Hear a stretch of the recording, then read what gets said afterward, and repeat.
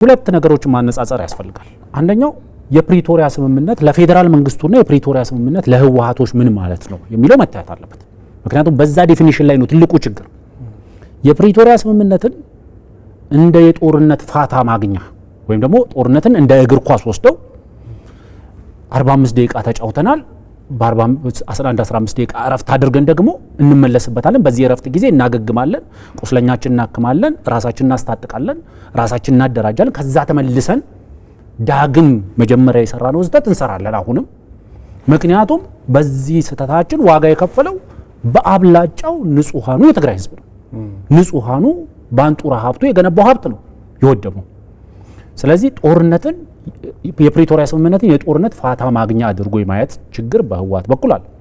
ሁለተኛው ደግሞ ከተቸካይነትና ከአላስፈላጊ ግትርነት ጋር የተያያዘ የጦርነት አቅጣጫ ማስቀየሪያ አድርጎ የማየትም ለምሳሌ አንዳንዴ ከትግራይ የግዛት አንድነት ጋር አያይዞ የሚያነሱት ነገር አለ፣ የቱ ይቀድማል የሚለውን ማየት። ምክንያቱም መሬት ላይ ያለ የተፈጠረ እውነታ አለ። ከሰሜኑ ጦርነት በኋላ የተፈጠረ መሬት ላይ እውነት አለ። ያ እውነት ምንድን ነው?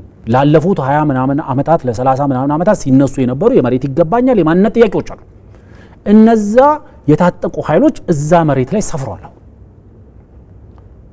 በቃ እኔ ራሴን በራሴ ማስተዳደር እፈልጋለሁ፣ እኔ በከሌ ክልል ውስጥ መካተት እፈልጋለሁ፣ እኔ በትግራይ ክልል ውስጥ ተመልሼ ሪኢንቲግሬት ማድረግ እፈልጋለሁ የሚል ማህበረሰብ እዛ መሬት ላይ ያለ። አሁን የፕሪቶሪያ ስምምነት የጦርነት አቅጣጫ ማስቀየሪያ ሆኖ እነዛን ሰዎች ዳግም በጉልበትም በምንም ምክንያቱም ያ የዛ የመሬቱ ጉዳይ ሊፈታ የሚችለው በፕሪቶሪያ ስምምነት መሰረት በህግ አግባብ አለ ተቀምጦለታል። በዛ የህግ አግባብ መሰረት መፈታት ይኖርበታል።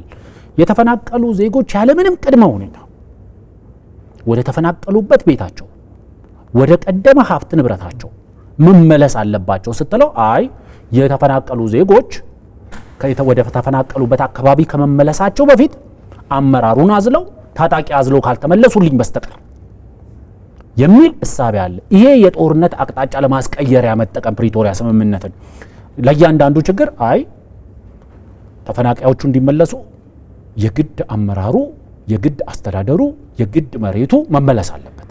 ይሄ ደግሞ የተመረጠበት የጂኦግራፊ ወይም መልክዓ ምድር ሁሉም አካባቢዎች ሳይሆን ለጦር እጅግ በጣም አመቺ በሆነው በዚህ በምዕራቡ አካባቢ ላይ ነው ከሱዳን ድንበር በሚያዋስነው እንጂ አሁን በራያም በጠለምትም ተመልሰዋል። ያ ችግር አልነበረ። ዋናው ትግራይ ክልል በዛ ጦርነት በሚሊዮኖች የሚቆጠሩ ከፍተኛ ቁጥር ያለው የህብረተሰብ ክፍል ከቄው ከአካባቢው ከሀብት ከንብረቱ ተፈናቅሏል። ከነዚህ ውስጥ አብዛኛው ወደ ቄው ተመልሷል፣ መደበኛ ኑሮውን ጀምሯል። ያልተመለሱባቸው አካባቢዎች አሉ። ለምን አልተመለሱም ስትል ፖለቲካን ከሰብአዊነት የማስቀደም ችግር አለ።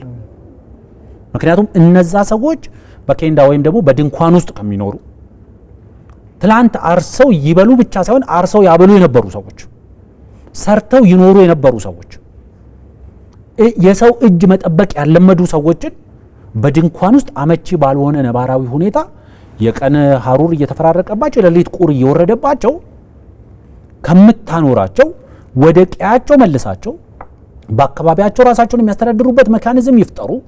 ከዛ በኋላ የመሬቱን ጉዳይና ከሱ ጋር ተያይዞ ያሉ ፖለቲካዎችን የህግ አግባብ በሚለው በመነጋገርም በህግም መፍታት ይቻላል ስትለው ይሄን አይቀበልም። ይሄንን የፖለቲካ ምሽግ አድርጎ የመቀበል ችግር አለ። የፌደራል መንግስቱና በህወሓት መካከል የአጀንዳ ልዩነት መነሻው አንደኛው ይሄ ፕሪቶሪያን ሁለቱ የሚያዩበት መንገድ።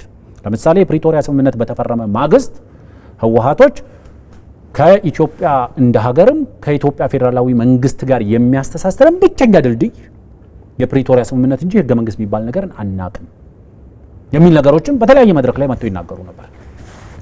የሀገሪቷን ህግና ስርዓት ማክበር የፕሪቶሪያ ስምምነት አካል መሆኑን ይዘነጋሉ። አንዳንዴ የፕሪቶሪያ ስምምነት በፌደራል መንግስቱ ላይ የተጫነ እንጂ እነሱም በፕሪቶሪያ ስምምነት ውስጥ የሥራ ድርሻ የግዴታ እንዳለባቸው ያለ መገንዘብ ችግር አለ። የፕሪቶሪያ ስምምነት በተፈረመ ማግስት የፈረሱ መሰረተ ልማቶችን የመገንባት የተቋረጡ የመንግስት አገልግሎቶችን የማስቀጠል እንዲሁም መንግስታዊ አቅርቦቶችን፣ ሸቀጦችን፣ እርዳታዎችን፣ የተለያዩ ነገሮችን የማቅረብ እነዚህ ነገሮችን የፌደራል መንግስቱ ዲሲሲቭሊ ቀድሞ ብዙ ርቀት ሄዶባቸዋል። ለምሳሌ በፕሪቶሪያ ስምምነት 50-50 አዋጣው ጊዜያዊ አስተዳደር እንዲመሰርቱ ያዛል። ይሄንን የፌዴራል መንግስቱ ያደረገውን ስታየው ለምሳሌ ህወሓት ብዙ ጊዜ የለመደው አንድ ነገር አለ። በፖለቲካ ውስጥ የፖለቲካ የችግር ባለቤት ከመፈለግ ለችግር መፍትሄ መፈለግ ይቀላል። ህወሓት ካልኩሌት አድርጎ ይጠብቀው የነበረውና የፌዴራል መንግስቱ አይ ይሄንን በጊዜያዊ አስተዳደር ውስጥ የፌዴራል መንግስቱን ወይም ገዢ ፓርቲ ሆኖ የፌዴራል መንግስቱን የመሰረተው ፓርቲ አይ እኔ ከምሳተፍ በትግራይ ክልል ውስጥ ያሉ የፖለቲካ ፓርቲዎች አሉ፣ የማህበረሰብ ተወካዮች አሉ፣ በእኔ ድርሻ እነሱ ይሳተፉ ብሎ ጠረጴዛ ላይ ያስቀመጣል። ህወሓቶች ያንን በኮንፈረንስ ነው በምናምን በሚል ምክንያት 50+1 ህወሓት መያዝ አለበት። ከዛ ደግሞ በተጨማሪ በህወሓት በቲዲኤፍ በሚል የዳቦ ስም ራሱ ህወሓት ደግሞ የተወሰነ ድርሻ እንደዛ አድርጎ አላስፈላጊ መናጫጭቆች ነበሩ። ስለዚህ የፌዴራል መንግስቱ ማድረግ የሚገባውን በጣም አብዛኛውን ስራዎችን አድርጓል። ህወሓት ግን አሁን እያደረጋቸው ያሉትን ከፕሪቶሪያ ስምምነት መፈረም ማግስት ጀምሮ እያደረጋቸው ያላቸው ነገሮች ካያቸው ከትግራይ ህዝብ፣ ከትግራይ መሰረተ ልማት፣ ከትግራይ መልሶ ግንባታ በጀት እንዲሁም ከተለያዩ ነገሮች የሚገኙ ሀብቶች በሙሉ አሟጦ የጦርነት ነጋሪት መጎሰሚያ፣ የጦርነት ከበሮ መደለቂያ አድርጎታል። ያ ብቻም ሳይሆን ለትግራይ ህዝብ የሚቀርቡ ሸቀጦችን ሳይቀር ለሻቢያ የጥይትና የቀለሃ መቀየሪያ ከመሆን የዘለለ ነገር አልታይም። ስለዚህ ተደጋጋሚ የፌዴራል መንግስቱ እምቢ ቢልም ተደጋጋሚ የጦርነት ዳንስ ግብዣ በማቅረብ የተጠመደ ድርጅት ነው አሁን ህወሓት። ስለዚህ ዋናው መሰረታዊ ነገር በፌዴራል መንግስቱና በህወሓት መካከል የአጀንዳ ልዩነቶች አንድ የፕሪቶሪያ ስምምነትን ዲፋይን የሚያደርጉበት መንገድ ፕሪቶሪያ ስምምነት የፌዴራል መንግስቱ ሰላምን ይፈልጋል። ዳግም ጦርነት ለትግራይ ህዝብ አይገባውም፣ አይጠቅመውም፣ አያስፈልገውም ብሎ ያምናል። የፕሪቶሪያ ስምምነት ደግሞ ለትግራይ ህዝብ የሰላምን የተስፋን ዳግም መልሶ የማገገምን ነገር ይፈጥራል ብሎ ያስባል።